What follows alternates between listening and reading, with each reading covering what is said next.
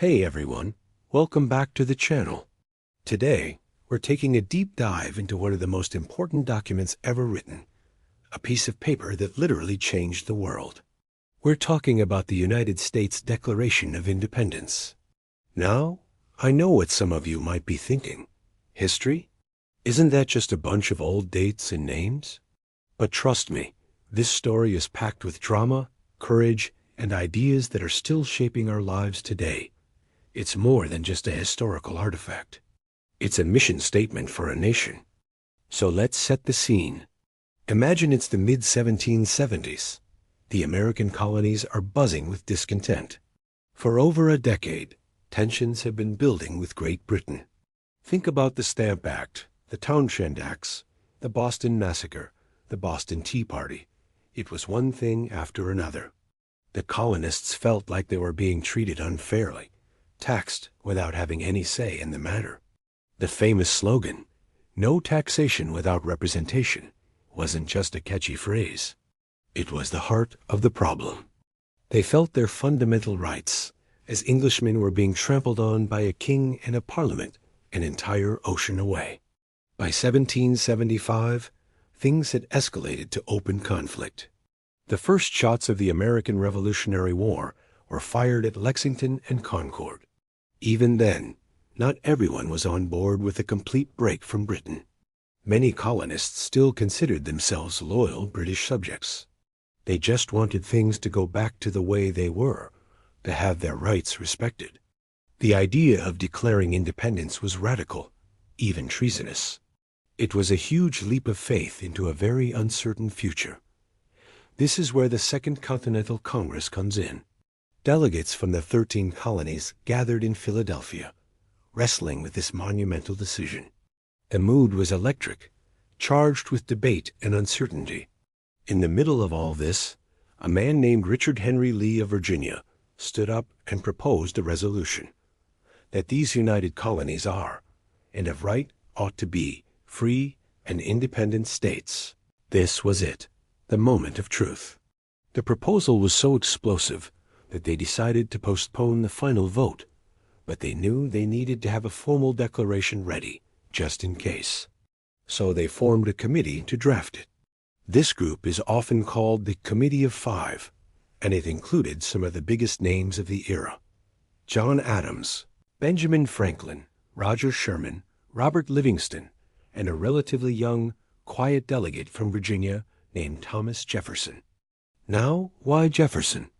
He wasn't the most famous or the most senior, but he had a reputation as a powerful and elegant writer. John Adams, who was a key player, later said he insisted Jefferson write the draft because, among other reasons, Jefferson was a Virginian, and Adams felt a Virginian should be at the head of this business. Plus, Adams admitted, Jefferson wrote 10 times better than he did. So, Jefferson got to work. In a rented room in Philadelphia, over the course of about 17 days, he penned the words that would echo through history. He didn't just invent these ideas out of thin air. He drew heavily from the Enlightenment thinkers he admired, especially John Locke, who had written about natural rights to life, liberty, and property. Jefferson took this concept and gave it his own iconic twist, writing about life, liberty, and the pursuit of happiness. That small change was revolutionary. It suggested that government's role wasn't just to protect our stuff, but to create the conditions for us to live fulfilling lives. The draft wasn't just a philosophical essay, though. The bulk of the document is a long list of grievances, basically a detailed indictment against King George III. It reads like a breakup letter to a king.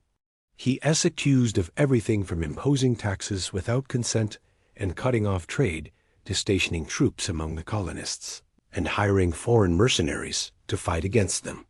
Jefferson was systematically building a case, arguing that the king's actions weren't just isolated mistakes, but a deliberate pattern of tyranny designed to establish absolute rule over the colonies.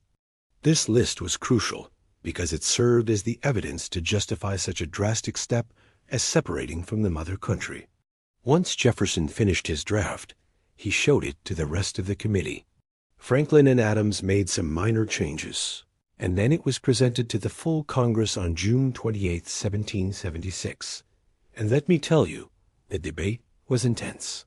For several days, the delegates went through the document line by line, picking it apart.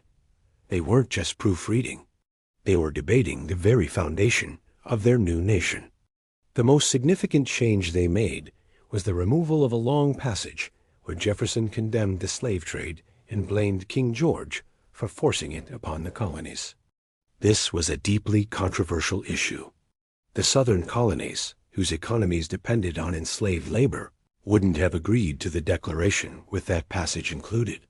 It was a tragic compromise, one that would have profound and lasting consequences for the nation. Finally, on July 2, 1776, the Continental Congress voted for independence.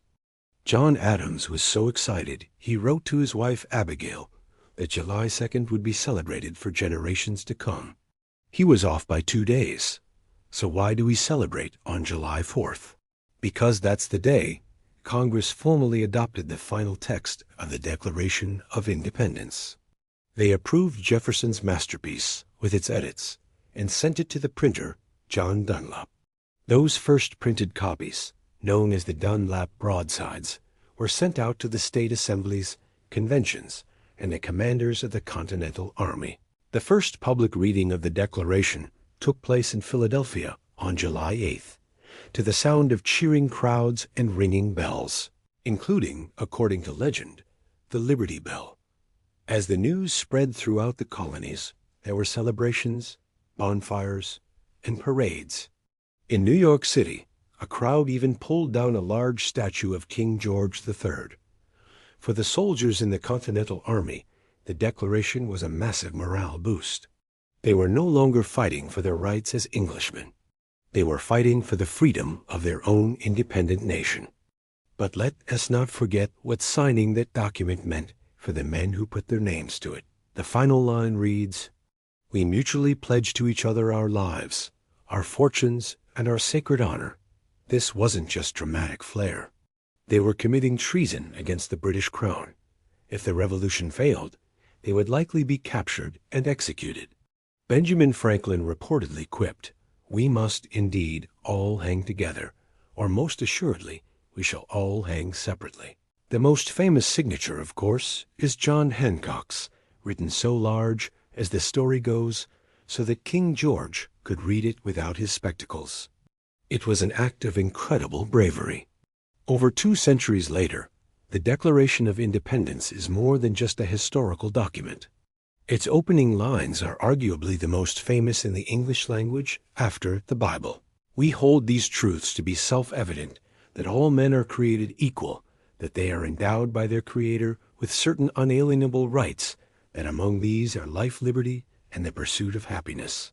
These words have inspired countless movements for freedom and equality, not just in America, but all around the world. Of course, the reality of 1776 didn't live up to those ideals. The man who wrote, "All men are created equal," was a slaveholder.